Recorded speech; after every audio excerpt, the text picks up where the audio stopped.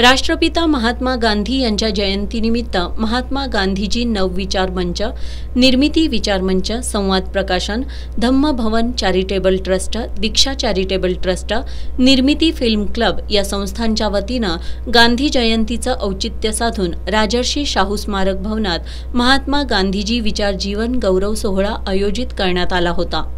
Bar council of Maharashtra आणि गोव्याचे माजी अध्यक्ष कायदेतज्ञ ॲडव्होकेट विवेकानंद घाटगे, मल्हार सेनेचे सरसेनापती बबनराव रानगे यांना गांधी टोपी, मानपत्र, सन्मानचिन्ह आणि 10,000 रुपयांची पुस्तके आणि महात्मा गांधीजी विचार जीवन गौरव पुरस्कार देऊन सन्मानित करण्यात आलं।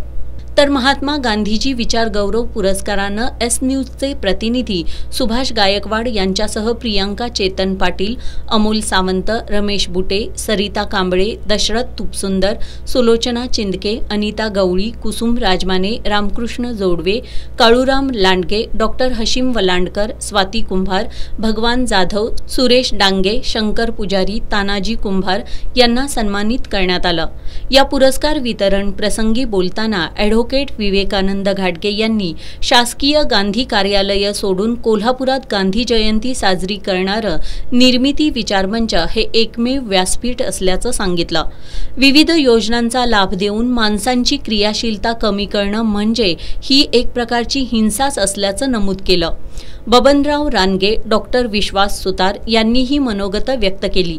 यावेळी प्राध्यापक टी के सरगर, अनिल म्हमाने, ॲडव्होकेट करुणा विमल, अंतिमा कोल्हापूरकर, अनिता गायकवाड, प्रियांका पाटील, दत्तात्रय गायकवाड यांच्यासह ॲडव्होकेट प्रकाश मोरे, ॲडव्होकेट प्रशांत चिटणीस, ॲडव्होकेट प्रशांत देसाई, डॉक्टर सुजाता नामे, नीती उराडे यांच्यासह गांधीवादी विचारांचे लोक उपस्थित होते।